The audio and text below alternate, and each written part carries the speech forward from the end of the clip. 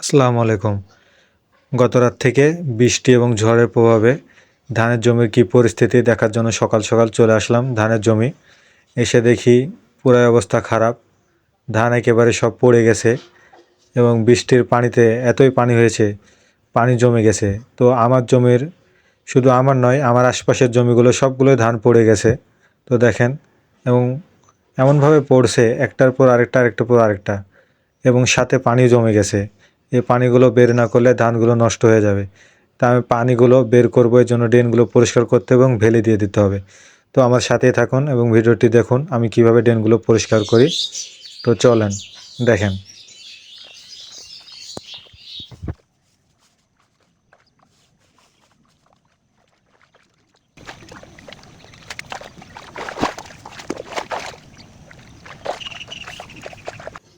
জঙ্গলের ড্রেনগুলো জমে আছে, এই ড্রেনগুলো পরিষ্কার করে দিতে হবে। পানি পানি ভালোভাবে বেরোতে পারছে না এই জঙ্গলের জন্য।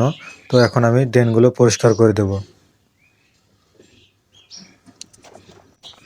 তো প্রথমে পুকুরের পাড়ে এর জঙ্গলগুলো ভালোভাবে কোদাল দিয়ে আমি পরিষ্কার করে দিচ্ছি। তারপরে ড্রেনে যে জঙ্গলগুলো থাকবে সেগুলো কোদাল দিয়ে আমি সম্পূর্ণভাবে পরিষ্কার করে দেব। পানিগুলো যেন ভালোভাবে বের হয়ে যেতে পারে, এই জঙ্গলের জন্য পানিগুলো বের হতে পারছে না। তো আমি আস্তে আস্তে ড্রেনগুলো পরিষ্কার করে দিচ্ছি। তো আপনাদের এলাকায় এরকম ঝড় বৃষ্টির কোনো ক্ষতি হয়েছে কিনা আপনারা কমেন্ট করে বলবেন। বর্তমানে এবারের বৃষ্টি অনেক ঘন ঘন হয়নি, কিন্তু যখন বৃষ্টির দরকার ছিল তখন হয়নি। এখন শেষ মুহূর্তে কার্তিক মাস পড়ে গেছে, এই মুহূর্তে এসে বৃষ্টি হচ্ছে, অবাক ব্যাপার। সম্ভবত একটি বঙ্গোপসাগরে ঘূর্ণিঝড় নাকি নিম্নচাপ হচ্ছে, সে তার প্রভাবে হচ্ছে বোধহয়। তো ড্রেনগুলো পরিষ্কার করতে হবে, একটু কোদাল দিয়ে আমি করছি। তো দেখা যাক কতক্ষণ সময় লাগে, আপনারা দেখতে থাকেন। আর এদিকে তো পেঁয়াজ এবং রসুনগুলো সব ডুবে গেছে, তো এটা পানি বের হওয়ার কোনো জায়গা নেই। এখন যদি আলগুলো পানি বের হয়ে যায় তখন আমি সেচে দেবো। তারপরে পটলের কি অবস্থা, ওইদিকে তো যাওয়া হয়নি। ধানে এসে তো এই অবস্থা দেখার পরে আমি ড্রেনগুলো পরিষ্কার করতে লেগে গেছি, কারণ ধানে এত কষ্ট করে এমনি নামলা লাগানো হয়েছিল আমাদের 10 দিন, কিন্তু যত্নের কারণে ধানগুলো বেশ ভালোই হয়েছে।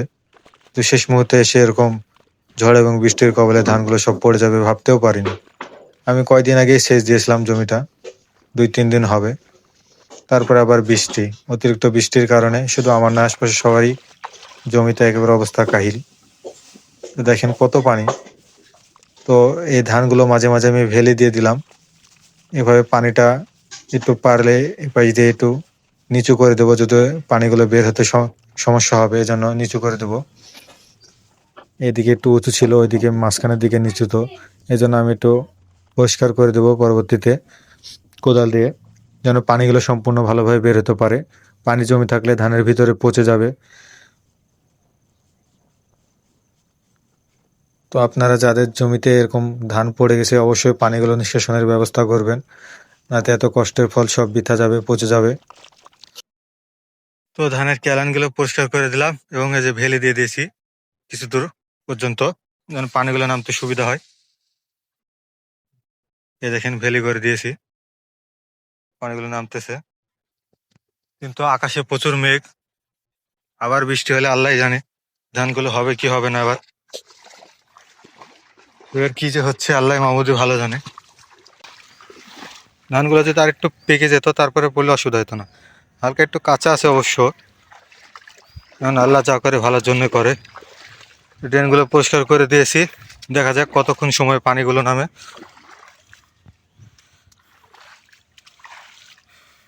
কিন্তু আকাশের যে পরিস্থিতি, আবার বৃষ্টি হইলে আবার পানি বেঁধে যাবে। পেঁয়াজ রসুন তো ডুবে গেছে, মনে হয় না ওগুলো আর হবে। এখন ধানটা দেখা যাক, পানি দেখেন নামতেছে পানি।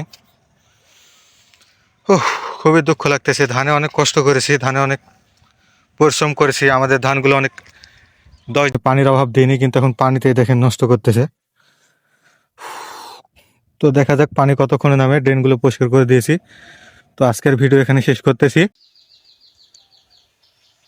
বড়ই ক্ষতি, সব পড়ে গেছে ধান, কি এক অবস্থা। যাই হোক দর্শক,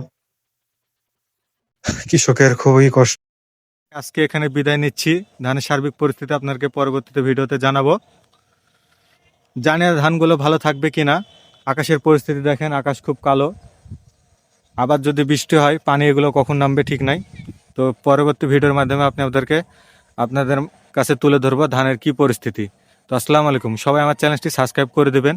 কষ্ট করে ভিডিওগুলো করে আপনাদের যদি ভালো লাগে লাইক করবেন এবং শেয়ার করে দেবেন। আসসালামু আলাইকুম।